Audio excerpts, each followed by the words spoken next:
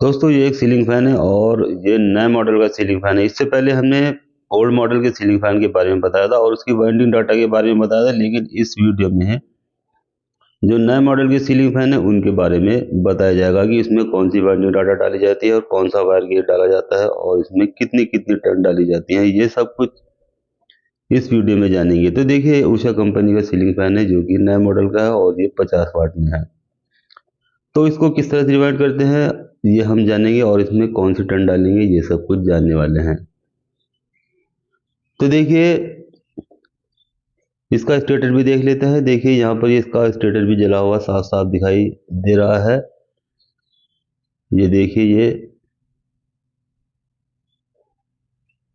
यानी इसका जो अंदर वाला सर्किट है यानी स्टार्टिंग वाली वाइंडिंग जो है वो इसकी पूरी तरह से जल चुकी है, जबकि बाहर वाली रनिंग वाली वाइंडिंग इसमें बिल्कुल भी जली हुई नहीं है। यानी बिल्कुल बेहतरीन कंडीशन में ये इसकी ऊपर वाली वाइंडिंग है, यानी इसमें अभी तक बिल्कुल भी जरा सा भी निशान किसी तरह का नहीं आया है, यानी बिल्कुल ये ओके है। अब देखिए क्योंकि इसके अंदर की वाइंडिंग जली है और ये अंदर की वाइंडिंग क्यों जली है इसका भी एक कारण है, तो इसको भी हम बताएंगे। तो देखिए इसकी जो मोटाई है, इस कोर की जो मोटाई है वो 11 mm है और इसके बेरिंग भी जाम है, जिसकी वजह से इसमें ये मोटर इसकी शॉर्ट हुई है। देखिए इसकी मोटर क्यों शॉर्ट हुई है, इसमें 3.25 MFD का कैपेसिटर लगा हुआ था और इसके बेरिंग भी जाम थे, जिसमें कैपेसिटर ने ज़्यादा क्षमता में यानी ज़्यादा कैपेसिटी में इसको वोल्टेज दिए हैं और ये बेरिंग जाम होने की वजह से ये जल चुका है। यानी इसमें दो कारण हुए, एक तो इसके बेरिंग जाम हो गए थे, दूसरे इसमें कैपेसिटर हैवी लगा हुआ था।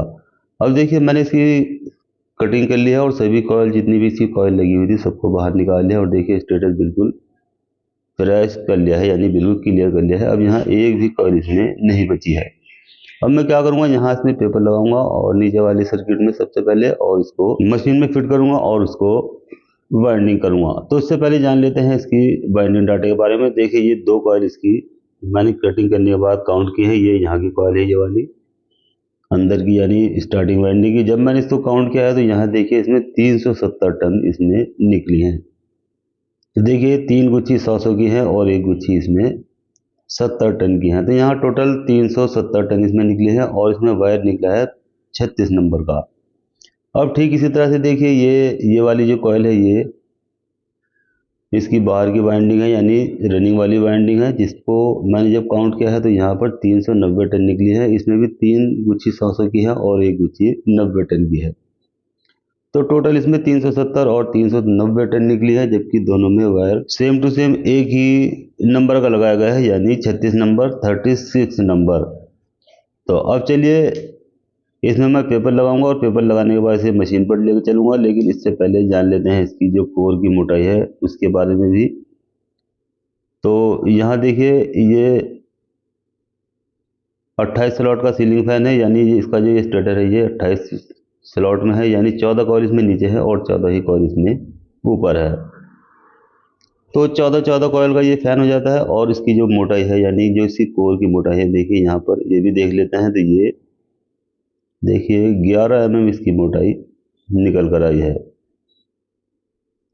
तो देखिए कोर की मोटाई भी हमने जान ली है और इसमें 14 जमा 14 कॉइल है, यानी 28 स्लॉट का ये स्टेटर है। 14 ही कॉइल इसमें नीचे होंगी और 14 ही कॉइल ऊपर होंगी और ये 36 नंबर कॉपर वायर से इसको रिवाइंड किया जाएगा और इसकी जो कोर की मोटाई है वो 11 mm है।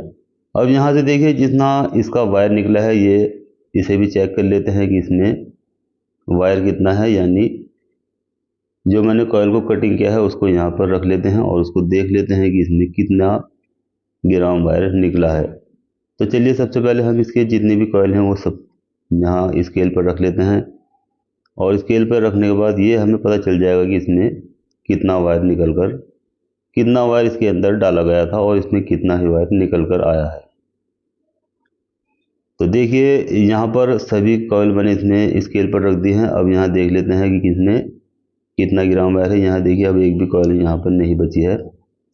तो ये देखिए जो कॉइल मैंने काउंट की थी उनको भी मैंने यहीं पर रख दिया है। देखिए ये वाली दोनों कॉइल हैं। तो अब यहाँ इसका जो वेट है वो भी देख लेते हैं। तो देखिए 200 ग्राम के लगभग ये इसका जो वज़न है वो निकल कर आया है, यानी 200 ग्राम वायर इसके अंदर लगा हुआ है। तो ठीक 36 नंबर वायर इसमें लगाने के लिए इसमें 200 ग्राम ही वायर लगेगा। तो चलिए इसको मशीन पर ले चलता हूँ और इसको रिवाइंड कर लेता हूँ। तो देखिए यहाँ पर नीचे वाला सर्किट मैंने यानी स्टार्टिंग वाइंडिंग मैंने कंप्लीट कर लिया है और ऊपर वाली रनिंग वाइंडिंग इसमें कंप्लीट की जा रही है। तो इसमें भी मैंने लगभग सभी कॉइल कंप्लीट कर लिए, सिर्फ 3 ही कॉइल इसमें बची है। तो यहाँ पर मकसद दिखाने का यह है कि मैं अंदर से इसलिए दिखाता हूँ जिससे कि इसमें कोई भी हेरा फेरी नहीं की जा सकती, क्योंकि यहाँ दिखाते कुछ और है और डालते कुछ और है। हमारा मकसद ये नहीं है। तो देखिए मैंने इसमें कितनी कॉइल कितने टन डाली है ये भी हम देख लेते हैं। तो देखिए यहाँ 390 टन इसमें ऊपर वाली वाइंडिंग में डाली गई है। तो इससे आप खुद भी अंदाजा लगा सकते हैं कि नीचे वाली सर्किट में 370 टन डाले गए होंगे, क्योंकि हमेशा 10 या 20 टन ऊपर वाली वाइंडिंग में ज़्यादा डाले जाते हैं। तो हम उन लोगों में से नहीं है जो कभी कभी अपने बैनर पर लिख देते हैं कि ये किसी को मत बताना, या किसी को बताने के लिए ये वीडियो नहीं है, या किसी को नहीं सिखाना। ये इस तरह की नहीं है। हमारा मकसद है ये सबको बताएं और जो आप लोग जानते हैं वो दूसरों को भी बताएं, जिससे जो आपने समझ लिया है वो दूसरा भी समझ ले। तो देखिए इस तरह से मैंने इसकी दोनों बाइंडिंग कंप्लीट कर ली है, रनिंग वाली भी और स्टार्टिंग वाली भी, और ये 4 लूप इसकी निकल कर आ चुकी हैं। तो अब देखिए इसके 3 लूप बनाएंगे, और 3 लूप कैसे बनाए जाते हैं आप इसको भी समझ सकते हैं। तो यहाँ इसमें 4 लूपें हैं, तो हम इसकी 3 लूपें बनाएंगे, जिससे कि जैसे कंपनी के 3 लूप में मोटर आती हैं या फैन आते हैं, ठीक उसी तरह से ये वाला फैन भी हम 3 ही लूप में बनाएंगे। तो देखिए यहाँ पर अब आप देख सकते हैं यहाँ मैंने 3 लूपें इसकी निकाली हैं, जिसमें ब्लैक, रेड और येलो वायर निकाली हैं। तो ब्लैक वायर मैंने इसमें कॉमन बनाई है, और येलो और ब्लू को रनिंग और स्टार्टिंग वाइंडिंग बनाया है। तो यहाँ देखिए इसमें सभी जो पेपर हैं वो भी मैंने यहाँ पर लगाए हैं, देखिए ये वाले। तो ये पेपर भी लगाने बहुत ज़रूरी होते हैं। अगर ये पेपर ऊपर से आप नहीं लगाएंगे तो यहाँ मोटर शॉर्ट हो जाएगी या अर्थ हो जाएगी, जिससे जब आप चलाएंगे तो वहाँ इसकी सीरीज नहीं बनेगी, यानी मैग्नेट नहीं बनेगी।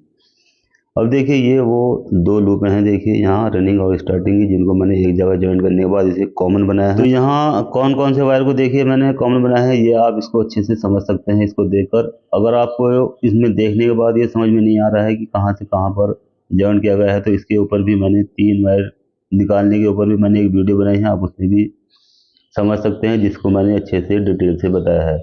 अब यहाँ देखिए रनिंग वाली वाइंडिंग जो है, इसका जो लूप है ये बाएं हाथ की ओर होनी चाहिए, और स्टार्टिंग वाली वाइंडिंग जो अंदर वाली वाइंडिंग की लूप है वो दाएं हाथ की ओर होनी चाहिए। तो यहाँ आपकी सीरीज बिल्कुल सही बन जाएगी। अब देखिए ब्लैक वाला वायर मैंने कॉमन बनाया है, रेड वाला वायर मैंने रनिंग वाला बनाया है, और येलो बनाया है अंदर वाला स्टार्टिंग का। तो ब्लैक और येलो पर जब मैं सप्लाई दूंगा तो यहाँ मोटर उल्टी चलेगी, और ब्लैक और रेड पर जब सप्लाई दूंगा तो यहाँ मोटर सीधी चलेगी। क्योंकि रेड वाले को मैंने रनिंग बनाया है, इसलिए ब्लैक और रेड वाले पर ये सीधी मोटर चलने वाली है। अब देखिए इसे फिटिंग करेंगे, और सबसे पहले हमने इसको नीचे वाले बॉडी में रख लिया है, और उसके बाद ऊपर वाली बॉडी में इसको इस तरह से रखने के बाद इसके जो दोनों होल हैं, ऊपर वाली बॉडी में भी और नीचे वाली बॉडी में भी, उनको इस तरह से आमने सामने यानी एक दूसरे के ऊपर रख के इसे इस तरह से दाब देंगे, और इसमें तीनों बोल्ट इसके अच्छे से टाइट कर देंगे। तो ये इसकी सेटिंग बहुत ही अच्छे से आ जाएगी।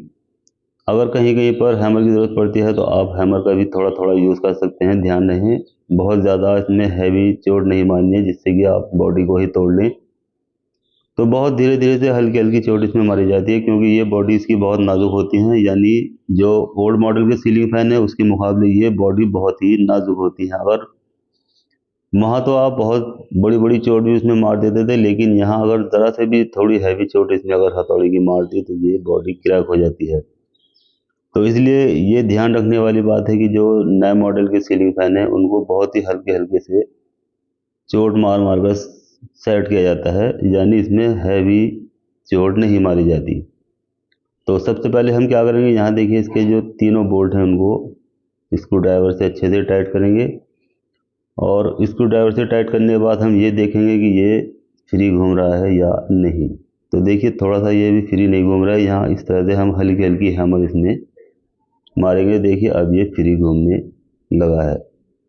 तो अब देखिए ये बिल्कुल फ्री हो चुका है, और थोड़ा सा और सेट कर लेंगे। इसके बाद ये देखिए बिल्कुल ये फ्री सेटिंग इसकी यहाँ पर आ चुकी है। अब हम इसके तीनों बोल्ट अच्छे से फुल टाइट कर देंगे।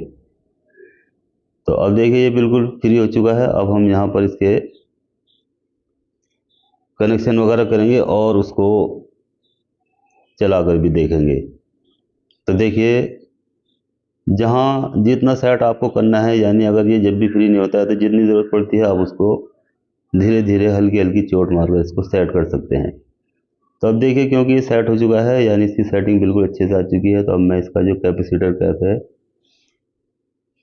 तो उसको यहाँ पर लगा दूंगा और उसके बाद इसका जो कनेक्टर है, यानी इस कैप में ही कनेक्टर भी होते हैं, यानी इसमें जो वायर को हम कनेक्ट करते हैं ये इसी में सब कुछ होता है।